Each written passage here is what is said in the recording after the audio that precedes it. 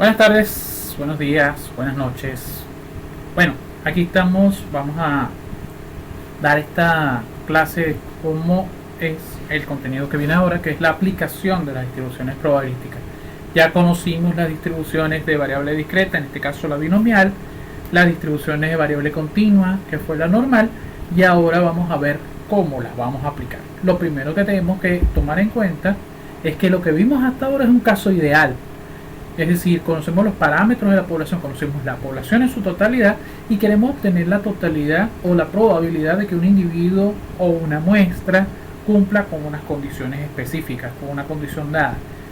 Como siempre decimos, que sea mayor o menor a un valor dado, ¿no? En este caso, lo que tenemos por allá arriba en rojo, bueno, una cosa ahí medio extraña, pero ¿qué ocurre en la realidad? En la realidad, especialmente desde el punto de vista de los estudios psicológicos, en cualquiera en general, lo que tenemos es información que proviene de una muestra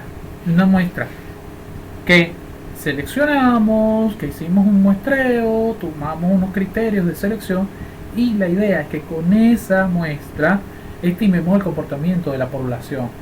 ¿Por qué? Porque no lo tenemos totalmente manejado. La única vez en que nosotros podemos establecer los parámetros de una población es cuando la estudiamos en su totalidad, y eso se hace con un censo. Entonces, si usted está, por ejemplo, planteando desde el punto de vista de la psicología un estudio que tiene que ver con una población de estudiantes universitarios, imagínate cuántos estudiantes universitarios hay. Estudiantes universitarios venezolanos.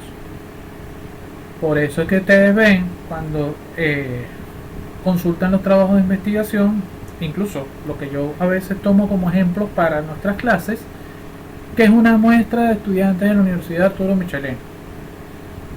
¿Por qué? Porque la muestra yo la puedo estudiar, le puedo obtener los parámetros o los estadígrafos, ya lo vamos a ver, la media, la desviación estándar, la proporción dicotómica y los demás, la mediana, la moda, cuartiles, percentiles, deciles, lo que vimos en estadística descriptiva, que podíamos calcular a través de unas ecuaciones más o menos sencillas. Pero cuando lo llevamos a la población, tenemos esos mismos elementos: la media aritmética, la desviación estándar, la proporción dicotómica y todos los demás. ¿Qué ocurre ahí? ¿Cómo los diferenciamos? Porque para la muestra lo llamamos estadígrafos y para la población lo llamamos parámetros. Esos son los que queremos estimar, los parámetros, no los estadígrafos, porque los estadígrafos los calculamos con una ecuación sencilla. La media, sumamos todos los valores entre el número de valores. La proporción, bueno, número de casos exitosos entre el número total de casos. Ya los tenemos, pero no tenemos los parámetros, tenemos que estimarlos. Y para ello,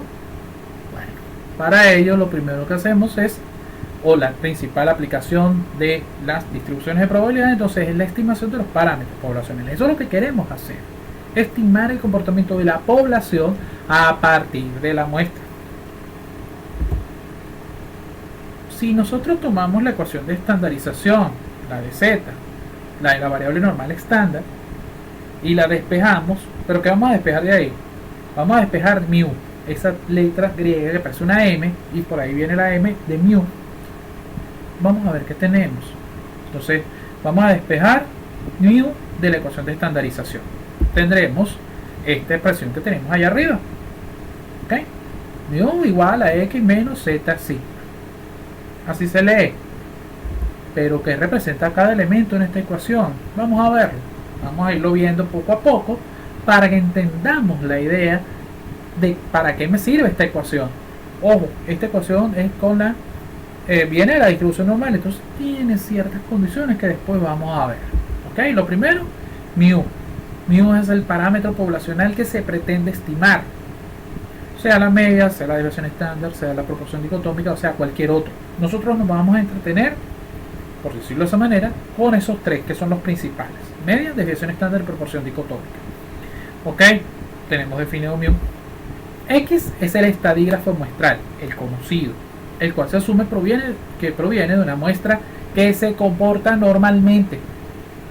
Entonces por ahí oigo una voz así como que, uy, ¿cómo así? Bueno, putas. Uy, no, no, no, no.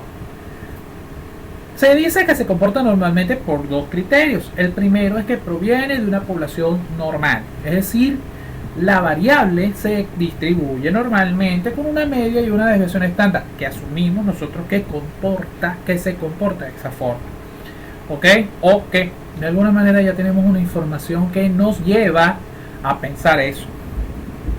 Lo otro es que la muestra tiene un tamaño que es de más de 30 elementos, lo que hace que se cumpla el teorema del límite central, teorema que nosotros ya hicimos en un informe, ¿se acuerdan? Que viene de la distribución muestral. Ahí está, el 30 de el límite del teorema del límite central. ¿Ok? Entonces tenemos ya esos dos criterios para establecer que la muestra se comporta normalmente. Primero, que provenga de una población que tiene una distribución normal, o que su tamaño sea de más de 30 elementos. ¿Qué significa esto? Bueno, es decir, no me importa el tamaño de la muestra en el primer caso. Si se comporta normal, la muestra es normal. Como dice el dicho, hijo de gato o de tal palo. Ahí está. En el segundo caso, si nuestra muestra es mayor a 30 elementos, cualquier distribución de probabilística del estadístico tiende a comportarse como una normal. Teorema del límite central, ¿se acuerdan? Por ello, por decirlo, ya que lo estudiamos acá, la distribución binomial con parámetros n y p se distribuye normalmente con media, como la esperanza probabilística de la binomial np, y la desviación estándar, que sería la raíz de la varianza, la raíz de np. ¿Okay? Así como lo vimos allá. Entonces esa es la forma en que una distribución binomial se traslada o se comporta normalmente. Tenemos a z, tenemos a mu, tenemos a x. Vamos con z. Z es el factor asociado al nivel de confianza en la estimación. ¿Se acuerdan que z proviene de la variable normal estándar? Es decir, aquella variable cuya media vale 0, desviación estándar vale 1. Okay, eso es muy importante. Entonces de ahí, bueno, tenemos una campana de Gauss. Bueno, ustedes saben que yo no soy muy buen dibujante, mucho menos en estas condiciones, aunque en papel, bueno, es un poquito mejor. Y hemos marcado ahí esa área, pareciera ser roja, es tinta roja, pero que está entre los valores menos 1 y 1. Si recordamos, la distribución normal o la curva de la variable normal estándar tiene dos puntos de inflexión ubicados a más o menos la desviación estándar. Eso es importante. ¿Qué me interesa a mí de esa área rayada? Vamos a calcular el área bajo la curva. Esa área bajo la curva es buscar la probabilidad de que la variable z esté entre menos 1 y 1. ¿Cómo se hace? Vamos a verlo. Lo primero será convertir esa doble inecuación a mi condición de la distribución, es decir, la probabilidad del mayor menos la probabilidad del menor, es decir, la probabilidad de que z sea igual a 1 y la probabilidad de que z sea igual a menos 1. Esos valores 1 y menos 1 los buscamos en la tabla que por aquí tenemos. A ver si se ve el cursor. Aquí está el cursor, aquí está el valor de menos 1, que sería 0,1587, y por acá está el valor de 1, que es 84,3, 0,84,3. Ok, ahí tenemos los dos valores, los llevamos a nuestra expresión, nuestro cálculo. Tenemos el 0,84,13 que corresponde al x igual a 1, o a la z menor o igual a 1, el 0,1587 que es z menor o igual a menos 1, y calculamos, y eso nos da 0,6826. Hacemos esa resta. Ese valor nos dice que el 68,26% de la población se encontrará a más o menos la desviación estándar de la media. Ok, no es una buena aproximación, pero si nosotros nos damos cuenta, el área total bajo la curva es 1, es decir, 100%, quiere decir que nos estamos quedando con un 31 y vamos a redondear 32% por fuera. Desde el punto de vista de la psicología, 32% de la población fuera de la estimación es como demasiado. Entonces uno generalmente usa unos valores más cercanos al 100%. Es decir, por ejemplo, ¿qué pasa si quisiéramos los valores que limitan el 95% de la población? El 95% de la población es uno de los valores de confianza más importantes en la psicología. Entonces, vamos a ver qué se hace. Sería un poco mejor. Vean que entonces, tomando un criterio similar, vamos a tener la probabilidad de que Z esté entre Z1 y Z2, y esa probabilidad es de 0,95, haciendo que esa doble inecuación se convierta en la resta de las probabilidades del mayor menos la del menor. Tenemos entonces eso aquí. Pero hay algo particular. Dijimos que es el 95% de la población que se toma. ¿Quién queda afuera? Recuerden que entonces hablamos aquí todavía tenemos el menos 1 y 1. Ese 68% el área rayada, ¿se acuerdan? 32% que queda por fuera, lo tenemos acá en lo que llaman las colas de la distribución. La mitad de eso que estamos quitando está en una cola y la otra mitad en la otra cola. Es decir, de 32, 16 y 16. ¿Qué pasa con el 95%?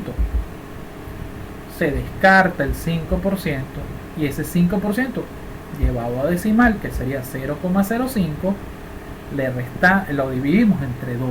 Hay que dividirlo entre 2 para poder tomar esa cola. ¿Cuál es esa de las dos colas? La cola de la izquierda. ¿Por qué? Porque la cola de la izquierda, acuérdense que esta área viene desde ¿dónde? Desde menos infinito. Y por eso se resta la del menos 1. Entonces viene de este lado la cola izquierda. Esa cola izquierda es ese 0,05 entre 2 que tenemos por acá, que he desarrollado, lo tenemos acá, 0,025. Aquí en el cálculo superior, 95 más 0,05 entre 2, eso nos da 0,975. ¿Ok? Porque es 0,025. ¿Ok? ¿Qué vamos a hacer ahí ahora? Pues tenemos que hacer un proceso inverso al que normalmente hacemos. Normalmente tenemos el valor de Z y con él buscamos la probabilidad. Ahora necesitamos con la probabilidad buscar el valor de Z en sentido inverso. O como yo le digo, hacemos ingeniería inversa. Vuelvo a sonar el acentico colombiano por ahí, como allí. Pues vámonos para la tabla. Nos vamos para la tabla y acá adentro tenemos que buscar, mírenlo aquí, lo conseguí rapidito, el 0.0250, ¿se acuerdan? Que era este niño acá, 0,025. Así hacemos. Y del lado positivo debemos buscar al 975, que debe estar en alguna parte. Aquí está, mírenlo acá. Claro, son valores bastante precisos. Y busquemos entonces quiénes son esos valores. Ay, se me perdió el cursor otra vez. Aquí está. 0975. Aquí arriba está el decimal de 006. Y en la primera columna está el 1,9. Es decir, estamos hablando de 1,96. 1,96. Lógicamente, por simetría, del lado negativo, ¿quién debería estar? Menos 1,96. Mírenlo acá. ¿Ven? Ustedes van a tener más tiempo de verlo, pueden pausar, pueden revisar, que yo lo que estoy diciendo no es mentira. Ahí tenemos los valores, ¿verdad? Para el Z, que corresponde a un valor que me da la probabilidad 0,975 es 1,96, el Z, que me da una probabilidad de 0.025, es menos 1,96. ¿Ok? ¿Qué significa Z entonces en este caso? Ese valor Z simétrico se le denomina Z crítico. Es Z crítico porque es el límite del nivel de confianza en la estimación. Cuando uno habla del nivel de confianza en el criterio que uno asume de cuántos queremos que estén dentro de la población de nuestro estudio y cuántos se quedan afuera. Entonces acá vemos que el nivel de confianza en la estimación lo vamos a llamar como I sub C, por eso ZC, que es el porcentaje de la población que entra en la estimación. Y aquí lo tenemos en esta tablita. Está el 68% que lo tomamos como referencia cuando comenzamos, el 95% y también tenemos un 99%, otro valor que es importante. Es el apuro. O sí, vamos a seguir por acá. El error que lo tenemos acá, el error que sería lo restante, lo que queda fuera. Vean que para el 68% sería 32, para el 95 sería 5, para el 99 sería 1 y los respectivos valores de Z crítico. El 1 exacto para el 68, el 1.96 para el 95 y el 2.58 que corresponde al 99%. ¿Les quedó? Practiquen ustedes, para que no digan que yo solo estoy mintiendo. Cuando el error se expresa como decimal lo llamamos nivel de significancia alfa o nivel de significación alfa. Importante tenerlo a la mano. Y por supuesto, bueno, ahí tenemos la relación. El error es 5%, nos da una significancia de 0,05. ¿Ok? Pendiente con eso. El 95 y el 99% son los valores más usuales en los estudios psicológicos. Es raro cuando nosotros trabajamos con valores distintos a 95 y 99%. De hecho, los paquetes estadísticos como el SPSS, que es la estadística para ciencias sociales, así se llama, de IBM, trabaja precisamente con esos dos valores, 95 y 99%. Y cuando hacemos los cálculos, por supuesto avanzados, siempre nos da esa significancia a el 0,05 o a 0,01. Entonces, es interesante que nos dediquemos a trabajar con los valores que necesitamos en nuestro estudio psicológico. Muy bien. Ahora, ¿quién es sigma? Sigma representa el error muestral que es relativo a la selección de los elementos constituyentes de la muestra. Es decir, ¿qué tan certera es la selección? Claro, si ya nosotros definimos que son estudiantes universitarios, puede ser que tengamos un problema porque tomemos muchachos, por ejemplo, de un curso introductorio o graduandos que no están tan involucrados en la vida universitaria. Entonces, eso nos da cierto margen de error. Y ese error lo reconoce este sigma, que es la desviación estándar de la distribución muestral del estadígrafo en estudio. Distribución muestral, eso quiere decir que había unas ecuaciones que debían estar en el informe y que en muchos casos no vi, así que cuidado. Aquí las voy a colocar. Por supuesto, ustedes van a tener tiempo de pararlo, copiarlas. Y aquí está. La media es la desviación estándar de la población entre la raíz del tamaño de la muestra. La desviación estándar es la desviación estándar de la muestra, porque ahí estamos estimando la desviación estándar de la población. Y en la proporción dicotómica, entonces tenemos la relación de éxito y fracaso entre el tamaño de la muestra, todo dentro de las raíces de la raíz cuadrada. ¿Ok? Esas son las ecuaciones. Por supuesto, para otros parámetros, para otros estadígrafos, tenemos otras ecuaciones. Me interesan son estos ahorita. Muy bien. Es importante considerar que existe un factor adicional que aparece si se conoce el tamaño de la población, que es N mayúscula, y la relación entre población y muestra está por debajo de 20. Si invertimos esa ecuación, la muestra entre la población, estamos hablando de un 5%. ¿Ok? El factor de corrección por población finita, como dice ahí en el rincón, si no lo estoy leyendo, no voy a ser que no estoy viendo si mi imagen lo está ocultando, es esa ecuación. Si no se cumple porque no conozco el tamaño de la población o porque la relación es mayor a 20, el factor vale 1, no lo tomamos en cuenta. ¿Ok? Después veríamos algún ejercicio. Creo que tengo un ejercicio, déjame revisar. Cualquier cosa lo grabamos, no hay problema. Así, entonces, las ecuaciones de estimación de los parámetros poblacionales que van a quedar son las siguientes. Y aquí las tenemos. Para la media, para la desviación estándar y para la proporción dicotómica. Vean que en cualquier caso son similares. ¿Por qué? Porque considera, vamos a ver, considera el parámetro que estoy estimando, considera el estadígrafo muestral, considera el valor de Z crítico, que es constante o que va a ser específico, 95 o 99% de confianza, considera el error muestral que corresponde a cada estadígrafo o a cada parámetro y considera el factor de corrección. Quiere decir que cualquier parámetro poblacional lo podemos estimar si se conoce la distribución muestral respectiva, es decir, si conozco el error muestral correspondiente. De esta manera nosotros podemos establecer los parámetros poblacionales. ¿Cuáles son los que nos van a interesar a nosotros aquí, ahorita?